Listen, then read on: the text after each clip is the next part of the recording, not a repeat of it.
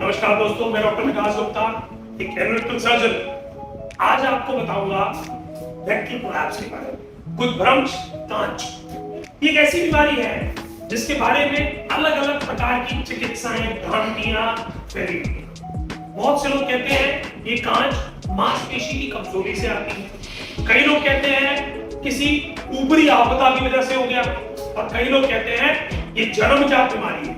जबकि एक्चुअली में rectal prolapse की अगर मैं बात करूं तो रेक्टल प्रोलैप्स क्रॉनिक कॉन्स्टिपेशन या स्ट्रेनिंग की वजह से या फिर लूज स्टूल बहुत ज्यादा हो जाए उसकी वजह से होती है।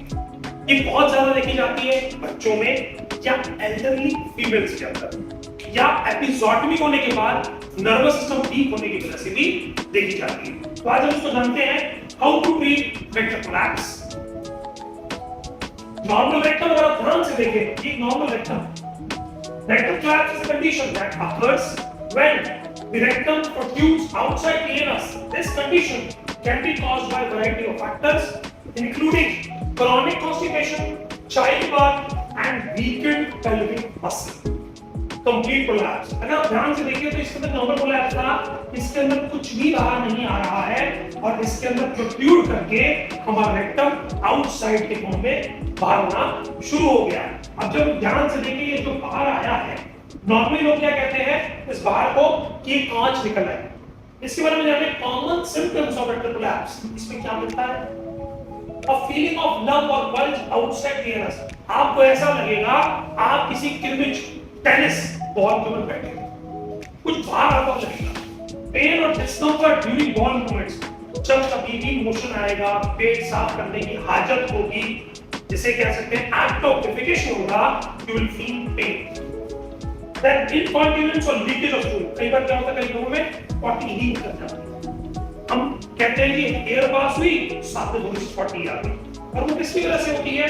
बेसिकली रेक्टल कोलैप्स की वजह से होती है। ब्लीडिंग कॉन्टिन्यूअस, यस, ये सिम्टम भी देखने को मिलता है रेक्टल कोलैप्स के पेशेंट में। अच्छा, ब्लीडिंग जो होती है वो कई बार फ्रेश भी होती है और कई बार क्लॉटेड भी होती है। क्लॉटेड रेक्टल कोलैप्स के साथ में अगर पाइल्स डेवलप हो। In Ayurveda, rectal collapse is known as Buddha-Bramsha. Ayurvedic treatment for this condition aims to strengthen the pelvic muscle, prevent the reoccurrence of the condition.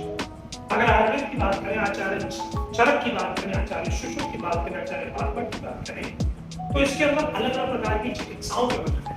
लेकिन सबसे ज्यादा चिकित्सा का जो डिटेल वर्णन मिला है वो बुद्धपरम्श। जब हम सुश्रुत संहिता को रेफर करते हैं वहां पर शार पातन क्रिया का प्रयोग। शार पातन से क्या होता है? हमारी जो ऊपर की लेयर है वो कैविटी बर्न हो जाती है और जो न्यू लेयर जनरेट होती है वो इलास्टिसिटी के साथ नॉर्मल होती है। आप ऐसे समझिए कि ऐसी इलास्टिक थी जो खिंच तो गई लेकिन वो प्रॉपर्ली अपने री पोजीशन पे वापस नहीं ला पाई, उसकी एक्चुअली में फंक्शनिंग लॉस हो गई।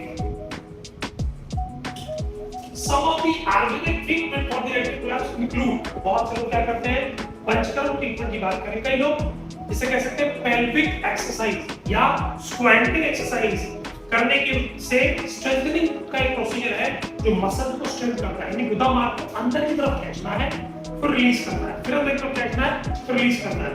उसके साथ में Ayurvedic therapy, panchakarma is a series of Ayurvedic treatment that includes pleasant detoxify the body. This therapy can be beneficial in managing rectal collapse.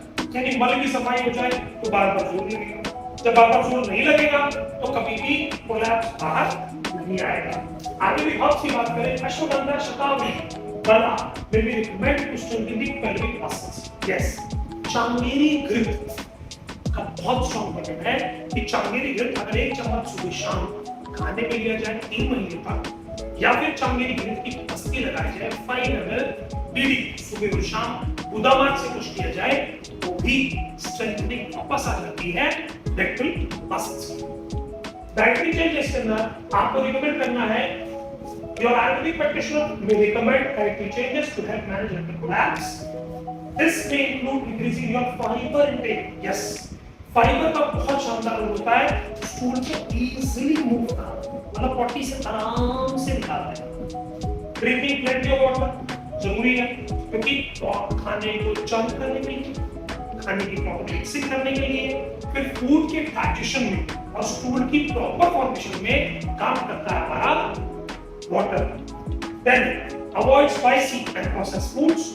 Yoga and exercise, मैंने आपको कहा पेल्विक मसल्स की एक्सरसाइज करनी है, स्क्वाटिंग एक्सरसाइज करनी है। इससे आपको बेनिफिट क्या मिलेगा कि रेक्टल कोलैप्स देखना आपके बाहर निकल आ गया, ऐसा बाहर नहीं आएगा और नॉर्मल पोजीशन पे वापस चला जाएगा। अगर रेक्टल कोलैप्स में बात करूं तो शार्प आंकल से 95% रिजल्ट फर्स्ट सिटिंग में मिलता है और रीअकरेंस ऑलमोस्ट 98% चांस। इसके करीबन 100 से ज्यादा पेशेंट्स हम अब तक कर चुके हैं और किसी में भी हमें देखने को एक्चुअली में नहीं मिला। 98 स्टडीज कहती हैं बट हमारा रिजल्ट 100% में दिखा है। धन्यवाद, नमस्कार।